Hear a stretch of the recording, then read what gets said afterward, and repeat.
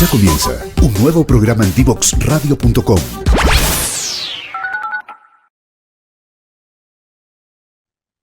Un orgullo hoy día estar conectado, ¿cierto?, con Consuelo Conejeros, una gran doctora internista, MBA en gestión, que es una de mis alumnas predilectas de pregrado de la Universidad Andrés Bello en aquellos tiempos cuando íbamos partiendo.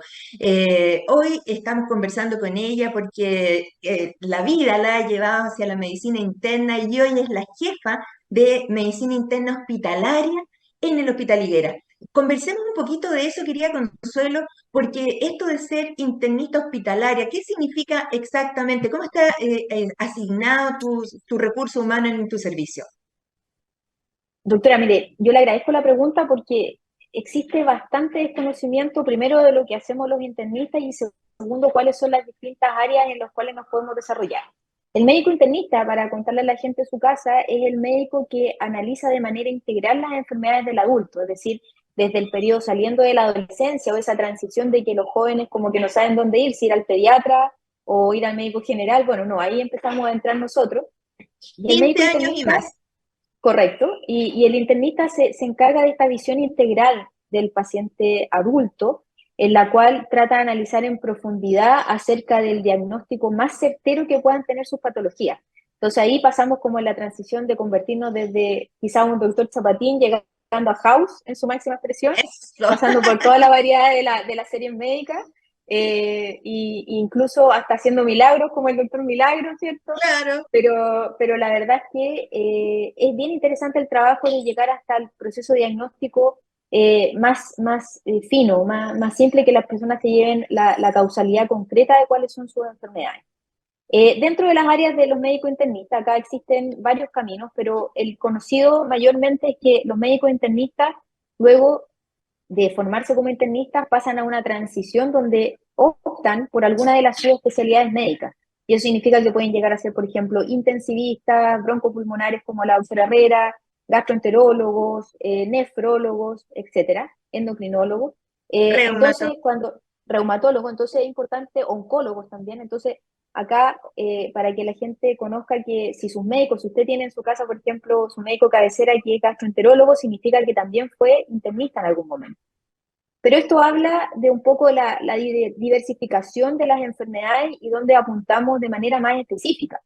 Pero ¿qué pasa con esa enfermedad general, ese malestar general, eso que me siento raro, esa baja de peso, esa fiebre que a veces me viene y no tengo foco, ese dolor que es inespecífico? Bueno, ahí es donde entra el rol del médico internista y que se diferencia claramente del médico general en relación a que el médico general tiene habilidades, ¿cierto?, para algunos diagnósticos, pero que son cosas mucho más acotadas, porque recordemos que un médico general está capacitado desde la primera atención del recién nacido hasta el diagnóstico inicial de un trastorno depresivo, ¿cierto?, pasando por una variedad de síndrome coronario agudo y es un variopinto en general muy amplio. Entonces, Claro. quien se encarga de las enfermedades del adulto es el médico internista. Ahora, dentro de esta área existe los médicos que somos internistas y que estamos en los hospitales. Yo creo que acá mucha gente, lamentablemente, yo creo que nadie se hospitaliza por gusto, le ha tocado vivir la experiencia de la hospitalización, ya sea en un ámbito público o privado, donde muchas veces tiene un médico de cabecera, es un médico de sala, distintos nombres que hemos aportado durante el tiempo. Y el médico internista, en específico el hospitalista, se encarga del proceso integral del adulto hospitalizado, que va desde el proceso diagnóstico, es decir, desde un síntoma, qué es lo que realmente tengo, hasta procesos tan sensibles como son la comunicación con familiares. Y esto yo quiero hacer un hincapié específico, que es un tema tan importante como el proceso diagnóstico, el cómo comunicamos, y acá la doctora Herrera lo decía, cómo trasladamos y traducimos la neumonía que no responde a terapia antibiótica a un lenguaje coloquial, en que la ceftriaxona, más que un beta-lactámico, ¿cierto?, una cefalosporina, mejor dicho, pasa a ser el antibiótico que específicamente va a atacar ese neumococo, que es una bacteria que también hay que explicarla, que es la más frecuente que provoca neumonía. Entonces, creo que es altamente relevante ese rol que tiene el médico hospitalista también en la traducción y en el proceso comunicacional. Nos encargamos también de asesorar a nuestros pacientes, de hacer consejo médico preventivo, así como una especie de control sano del adulto, que muchas veces llegan a las consultas ambulatorias las personas diciendo, me quiero hacer un chequeo. Y ahí donde el chequeo va más allá de la orden de examen, y eso es súper importante que desmitificar eso, porque uno va y como que va solamente, ya, doctora, ¿me puede dar la orden de examen? Y se sorprenden cuando uno le dice, ya, pasemos a examinarlo. Entonces, creo Exactamente.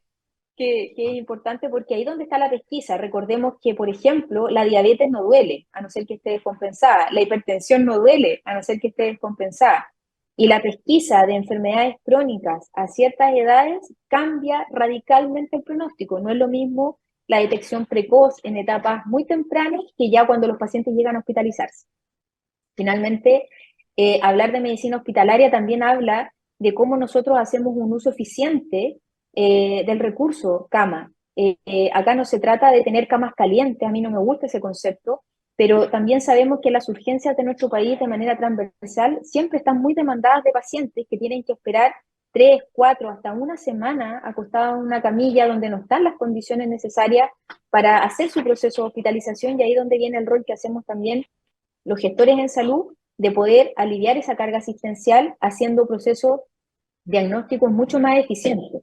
Es decir, si antes nos demoramos una semana en diagnosticar una insuficiencia cardíaca, ojalá nos demoráramos 3 con todos los recursos disponibles. Y eso a veces Claro. cuesta. Consuelo quería, ha ido cambiando muy beneficiosamente el concepto del paciente hospitalizado que espera con los tiempos de espera del hospital según los recursos que el hospital tenga, hacia un recurso, ¿cierto?, en el que tenemos que poner lo antes posible los métodos diagnósticos a disposición de ese caso en particular.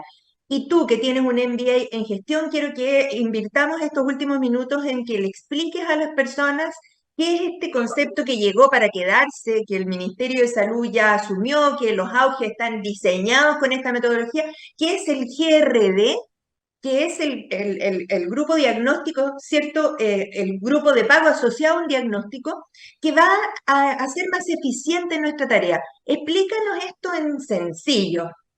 Perfecto. En general, los sistemas de pago actuales, o sea, los que existían hace algunos años atrás, estaban dados por la prestación. Es decir, yo atiendo a alguien y eso equivalía a tantos pesos. Entonces, obviamente, el paciente llegara o no llegara, esa prestación se validaba o no se validaba. Sin embargo, eso no nos hablaba del resultado, eso nos estaba hablando solamente de una acción clínica. Los economistas hablan del P por Q, en general del producto por el costo, pero cuando hablamos de resultados, eso no se estaba validando. Entonces el paciente podría haber quedado no sano, no resuelto, pero sí tuvo su prestación. Y eso en Claro, términos económicos podría haber sido eficiente. claro, y ahí también considerar que no es lo mismo una hospitalización, ya que tú ocupaste el ejemplo de la neumonía, ¿cierto? En un paciente diabético, hipertenso y enfermo renal, que es mucho más costosa que en una neumonía en un hombre joven sano, ¿cierto? Y por lo tanto tenemos que ser capaces de entender que mientras más enfermedades uno vaya acumulando en la vida y mientras más se prolongue la expectativa de vida, más cara sale las prestaciones que se otorgan y por lo tanto hay que valorizar también aquello en donde se la juega en la sociedad la prevención de las enfermedades. Porque si tú no quieres llegar a tener una población con el 16% de pacientes con EPOC, no deberías fomentar el tabaquismo. Si no queremos tener niños los más obesos de América en primero básico, tenemos que enseñarles a cómo alimentarlos a sus madres, que son las mujeres de 15 a 35 años más obesas de Chile. Entonces, tenemos que hacer esos cambios culturales para entender que es mejor la prevención el, que el gasto y la cura. Correcto, y eso es un poco lo que busca el GRD, que para que la gente conozca el concepto de su casa se llama grupos relacionados al diagnóstico y son agrupación de pacientes con ciertas características específicas. Es decir, por ejemplo, vamos a reunir a todas las mujeres que tengan ciertas características, cierto color de cabello, cierta contextura física, ciertos gustos personales incluso, y vamos a determinar algunos riesgos, y eso va a tener un peso distinto del resto de la población. Los GRD buscan hacer un proceso comparativo y tratar de buscar ese resultado que tiene que ver con la eficiencia de lo que hacemos. Y eso en términos simples, es decir, efectivamente, si tenemos una neumonía en un paciente enfermo renal crónico con insuficiencia cardíaca, cómo buscar los mejores recursos de manera más eficiente para que se pueda tratar, pero de manera real, y no solo con el pago de la prestación por neumonía, porque obviamente involucra un consumo de recursos mayor. Y ahí es donde también tenemos que ser eficientes en cómo ocupamos nuestros recursos. Entonces, finalmente, una forma de agrupar para ser mucho más directa la atención y mucho más integral. Claro, y yo que hago turnos los viernes, 24 horas, Oh, le tengo que explicar a la gente cuando llega a las 4 de la tarde a hospitalizarse que el electroencefalograma probablemente no va a estar sino hasta el otro lunes, así es que ahí nos vamos a batir en el empirismo puro, pero tenemos que en algún momento tratar de entender esto, que la hospitalización se puede evitar con prestaciones que se pueden hacer en forma ambulatoria. Tenemos que hacer más eficiente la mirada de los médicos, pero ¿cómo hacer eso cuando en realidad tu pago de tu sueldo no incluye como el mérito de la eficiencia o de la eficacia? Eso claro. es súper importante también entenderlo, que en algún momento vale que alguien vaya y supervise tu pega, porque antiguamente el doctor se contrataba por una fórmula que se llamaba 22-28, en que veía pacientes en la mañana y después hacía un turno como obligadamente.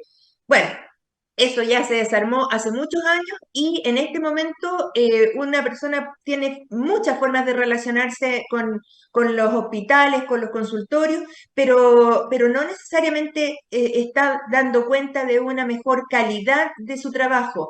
Por lo tanto, ahí viene la importancia de la gestión, tal como tú dijiste, en salud.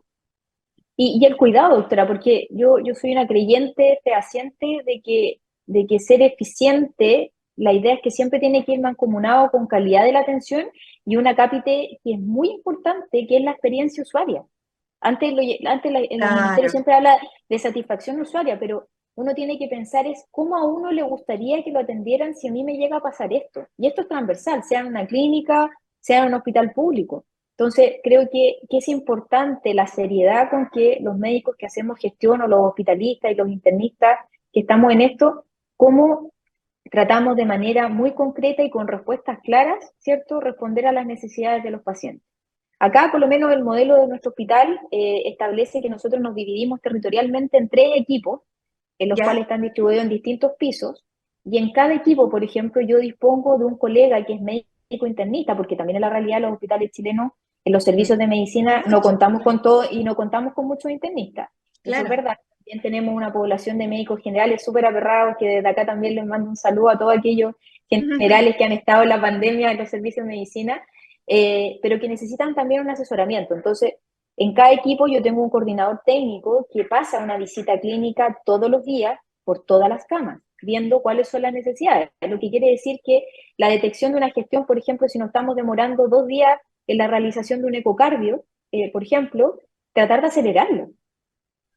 Sí, ¿por qué en un ámbito nos podemos demorar 2 horas y en el hospital nos vamos a demorar una semana?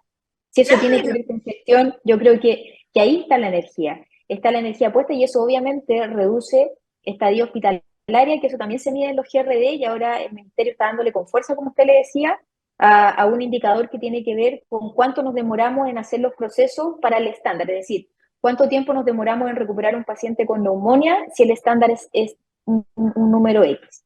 Y eso es muy interesante porque estos pacientes que son outliers o inliers, que significa que estuvieron desde un día más o 100 días más de lo que tenían que estar, hacer la detección de la causa raíz. Y muchas veces está en que no se manda un mail, los mails no tienen respuesta, tú no haces seguimiento, no sabes quién es la persona, cambian las personas y cambian las casillas de correo. Entonces, realmente aquí hay que abrirse a hacer una medicina que los médicos entiendan que no es solo la auscultación del paciente, sino también su correcto registro, que sea completo, que sea además una medicina segura para el paciente y Sí. que sea absolutamente inclusiva para sus familiares dentro de lo que marca la ley de derechos y deberes de los pacientes, porque aquí también esto es importante. Antes llegaba la vecina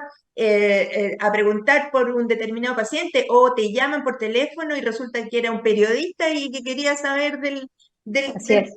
del paciente. Entonces hay que ser súper delicado y congeniar esa empatía. Y tal como tú dices, Consuelito, en algunos países las autoridades en general, no solo las autoridades de salud, las autoridades durante el tiempo que duran ser senadores o presidentes o primeros ministros, tienen la obligación de atenderse en el servicio público mientras dura su mandato y ahí, clic, tú te das cuenta que es muy importante lo que tú haces, cómo tú contribuyes desde recoger un papel del suelo hasta mantener el lavado de manos permanente. Yo hoy, si me enfermo, mi única previsión de salud es el Hospital de la Fuerza Aérea, al que le mando un saludo, porque en realidad tenemos que ser conscientes de que cada cosa que hacemos impacta a alguien que es como tú mismo, como tu madre, como tu hijo, como tu hermana. Totalmente. Y creo que por eso es importante esa empatía concreta de decir cómo a mí me gustaría que me atendieran y no ser así como algo utópico, sino que lo concreto es cómo logro que esta experiencia usuaria marque a la gente de manera positiva.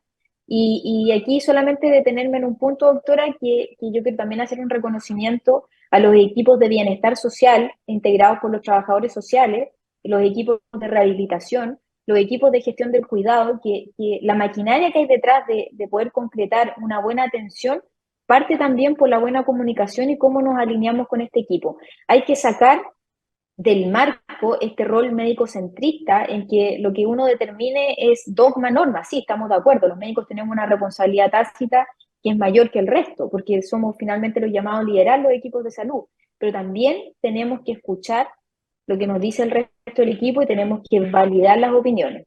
En pandemia y en este tiempo actual tuvimos una excelente experiencia con los equipos de bienestar social haciendo un tamizaje que tiene que ver, por ejemplo, con la identificación del interlocutor válido, de manera que Ya, nosotros teníamos la certeza de quién le entregábamos la información, lo cual es súper relevante para lo que usted mencionaba. perfecto. Así que Querida, querida Consuelo, quiero despedir hoy día este programa.